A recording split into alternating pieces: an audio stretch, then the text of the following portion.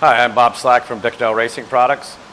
Today we're just going to go over some things that you are basically required to do to your race car before you bring it to the tent at Super Dirt Week.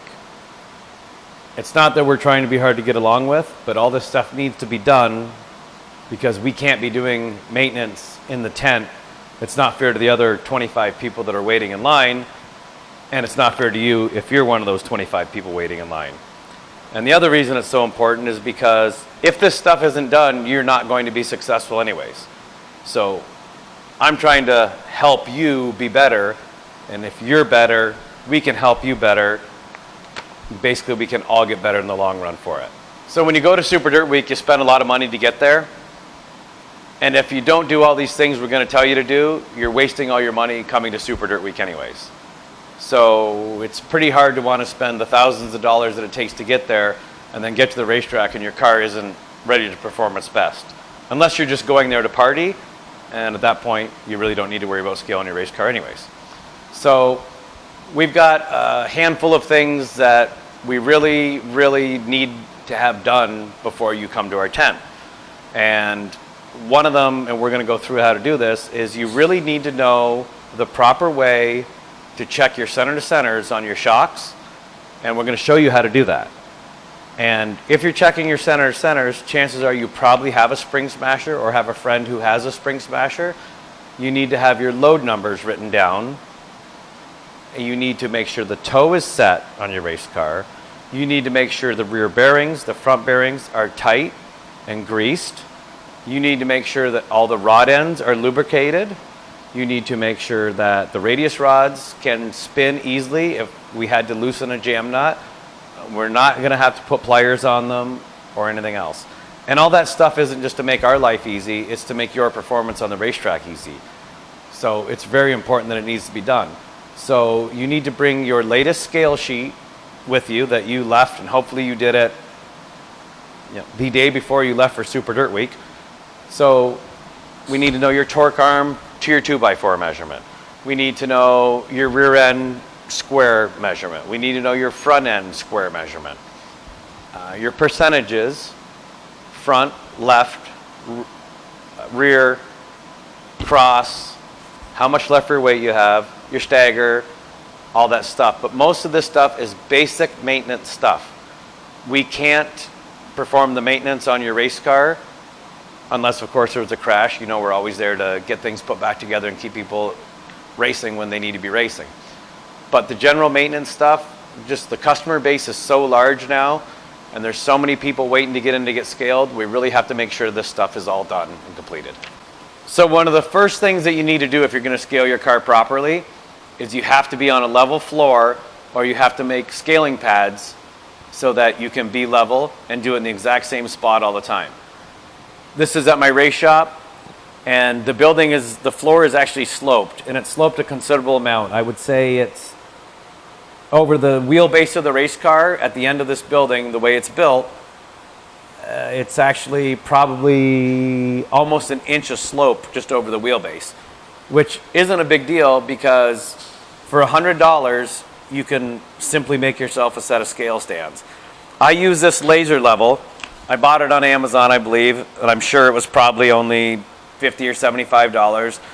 If you have a buddy who's got a contractor, he's probably got one. You might even have one for hanging pictures in your house because that's one of the main uses for them. But it shoots a nice laser level.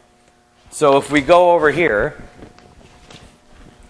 you'll see I simply took some 1.5 by 1.5 tubing, welded some long coupling nuts on it that are just from the hardware store.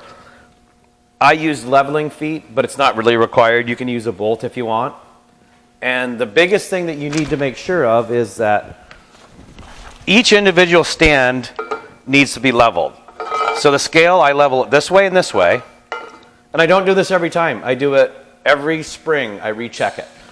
So once I get each one leveled this way, I set up my laser level, and then I simply go in the middle of the scale pad, and you can't see it, but that line is exactly at 2 7/8 inches. If I go to every one of those pads right now, they're all 2 7/8 inches from that laser level line. So that means as far as to the world, we're perfectly level. Because we know we're level this way, we know we're level this way, and if they all measure in the center 2 7/8 inches from that reference point, then we're totally level. Like, I have probably 1.5 inches of thread here, and I have probably 1/4 inch of thread there. So we definitely have some slope in the floor. But it doesn't affect anything because I'm dead level all the way around. I also took a good floor grade paint, and I put 4 squares, and my scales sit in the exact same spot all the time. And that's very, very important. And I also use my scales. I put a mark on them so that they point the same direction every time. Like my levelers themselves point the same direction every time. Because depending how your floor is, like each one of these legs has to be a different height.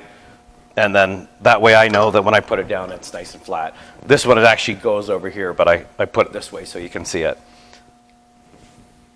Here we can see Bob using a homemade jig to make measuring frame heights easier. The top of the scale pad is level with the top of the bolt. You can easily measure from the top of the bolt to the bottom of the chassis using this jig. The laser level provides a level plane to make sure all pads and measuring points are the same. When setting the car on the scales, it is important to be consistent. This helps with repeatability and accuracy. Once the car is set on the scales evenly, jack up one side of the rear end under the bird cage. Move the tire back and forth to center it. This will remove axle wrap and make your setup more consistent. Do this every time you place the car back on the scales. It also doesn't matter if you do the left rear or right rear, just do the same every time. Next, check your caster on the right front and the squareness of the front end. Here you can see Bob using a piece of 1 3/4 inch tubing to check his front axle. Caster should be set with the tires as straight as possible, and measured off the spindle. This will be the most accurate way of measuring. Next, Bob records his frame heights. Here you can see him measuring from his homemade jig. Each corner is different base on the floor, so it is important to mark each jig and measure in the same spot every time. Because we used our laser level, the top of the bolt is the same height as the top of the scale pad. We can simply measure from the top of the bolt to the bottom of the chassis to get our chassis height. Next, measure from the side of the torque arm to the outside of the 2x4 frame rail. Also check rear end squareness off the key stock. Record all measurements. This completes the setup portion. Record all weights and measurements on the setup sheet. A copy of the latest setup sheet can be found in the link in the comments section of this video. The most accurate way to check your center to center and load is to mark your shocks while they are on the scales. If you have leveled your scales properly, then the car is 100% level. The first step is to wipe the shaft with a cloth to remove oil, grease and dirt. This will allow the marker to stick to the shaft and create an accurate mark. Using a permanent marker with a fine point, mark the shaft where it goes into the shock. Try to get as close to the seal as possible to make your mark. Holding the marker at an angle will help get the tip as close as possible. Mark all 4 shocks on the car while it is on the scales. Be sure not to push down on the car or you may wipe away your marks.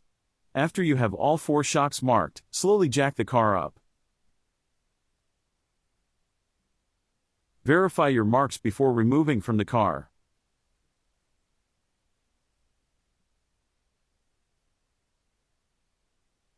Run your spring smasher up to the mark on your shock shaft that you made while the car was on the scales. This will be your center to center. The spring smasher will also tell you your load at this point. Record all measurements to your scale sheet. Do the same for all 4 corners, running the spring smasher up to the marks you created while the car was on the scales. These center to center measurements and loads are based on your setup and the weights and percentages of your car. Remember, if you change anything on the car, your loads and center to center change as well.